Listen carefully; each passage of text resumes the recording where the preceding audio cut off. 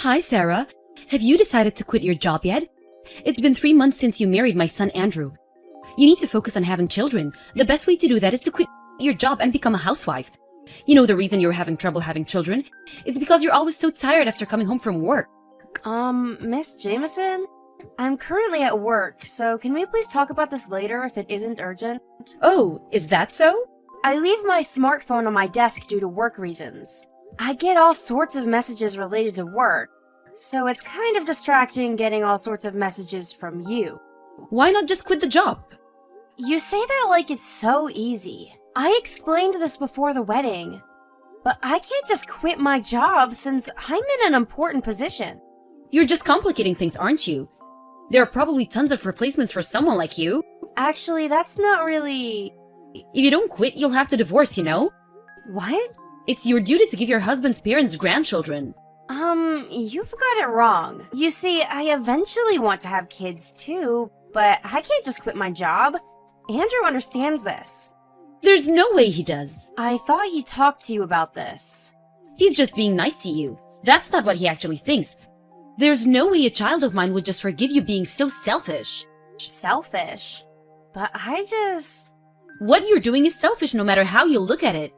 The husband's wife needs to prioritize what the mother-in-law says above all else. It's not an exaggeration if I say that you're my slave. Your slave? If you understand, then quit your job immediately.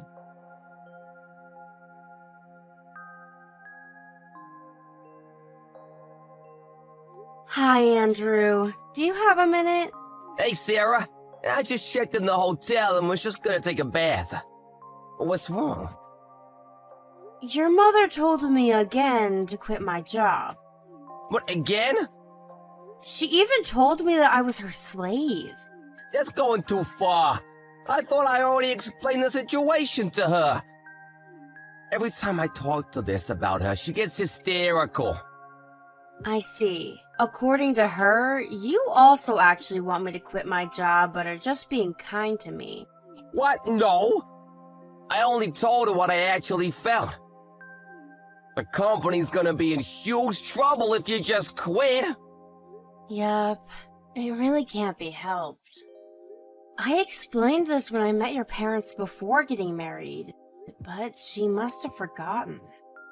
Well, my mom is the kind of person who won't listen to anything a person she thinks is beneath her says. Also, both my grandmother and great-grandmother were the type to quit their jobs once they got married. So maybe she saw this and assumed this was how things were supposed to be. That reminds me. I heard from your dad that your mom quit her job as soon as she got married. Yep, I've heard the same story before. Apparently, Mom really wanted to get married and half-forced Dad into it. Dad at the time was just 2 years into his job, so he actually wanted Mom not to quit her job. But Mom had apparently quit by the time he found out. So he did struggle financially, huh? Yup. Working after hours wasn't as looked down upon as it is today, so that's how he earned the money he needed until he got promoted and obtained a stable position at the company. I see. We've been talking for quite a while now. You see, Dad's asked me for advice or something concerning Mom. Your dad? Yes, I'll explain it to you when I get home. I'll be there tomorrow, so let's talk about what we should do about her from now on as well. Alright. Sorry for bothering you while you're busy. It's fine. It was an important matter. You can talk to me whenever. Okay, thanks. Well, good night. Good night.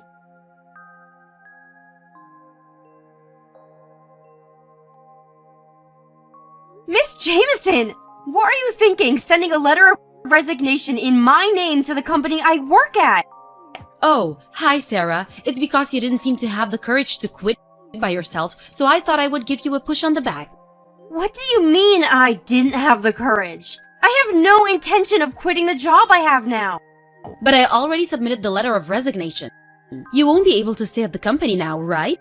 I should have done this all at the start. I wonder why I didn't think of it until now. Now I'm one step closer to being able to see my grandchildren, which means that you surrender and can't be mad anymore. Well, no. I have no intention on quitting no matter what you do. What? If that's your attitude, then I understand. It's time for me to take action as well. What? Action? Goodbye!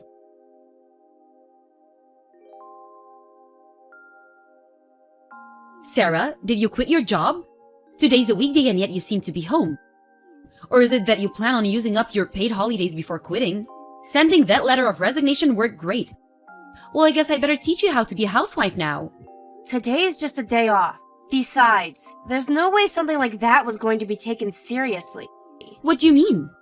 It was clear that that letter wasn't sent by me. You're saying they didn't accept it? Yup, it was sent to the shredder. What? Do you know how much effort I put into that? That was the best one I made out of many. It doesn't matter how much you made. They'll all go to the shredder.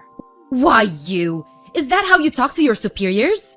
If you want to make it like that, then I'm not sure you have the right to be so condescending while you depend on your husband to get by.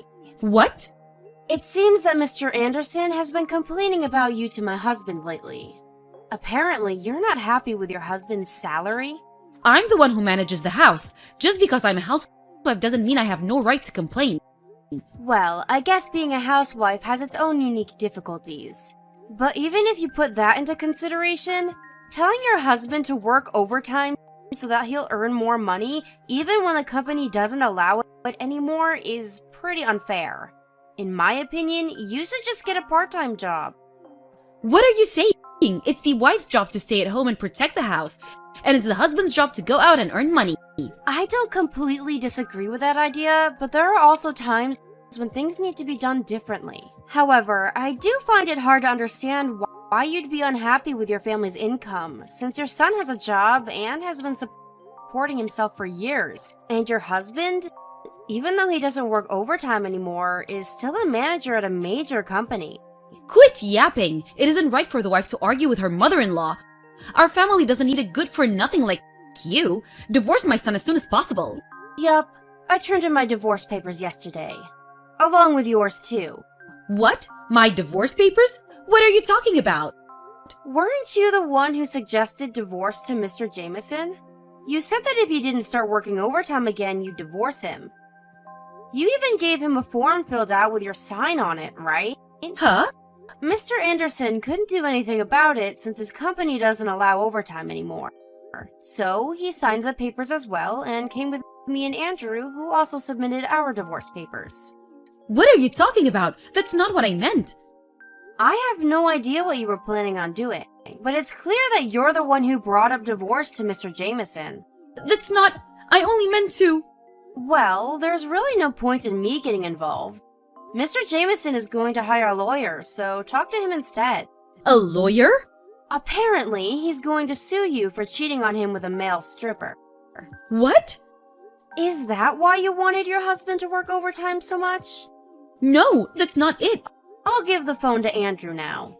Andrew?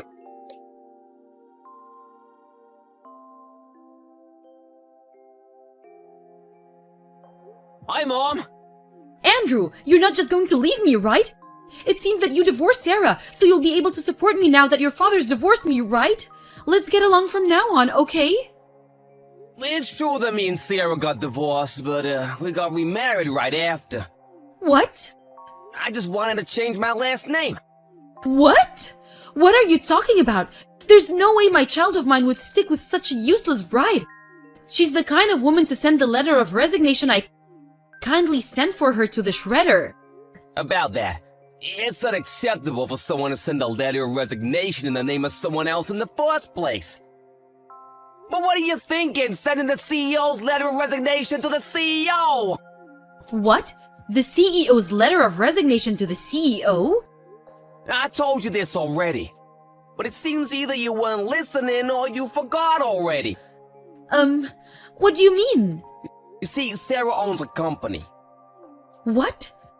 She's the daughter of the former CEO of the company, and she inherited it a year before we got married. By the way, I work at a company, and Dad works at a client company. So the reason why she wouldn't quit her job, no matter how many times I told her, was... Her quitting the job would be the same as disintegrating the family. That would also mean that hundreds of people, including myself, would lose their jobs. It would impact the company Dad works at as well. Even then, you'd tell her to quit? But she's the CEO? Also, Sarah's pregnant now. Really? But we're not gonna let you meet the child. What? Andrew? I don't want to consider someone who insults my wife and cheats on Dad as my mother, which is why I'm cutting ties with you. Wait! Goodbye!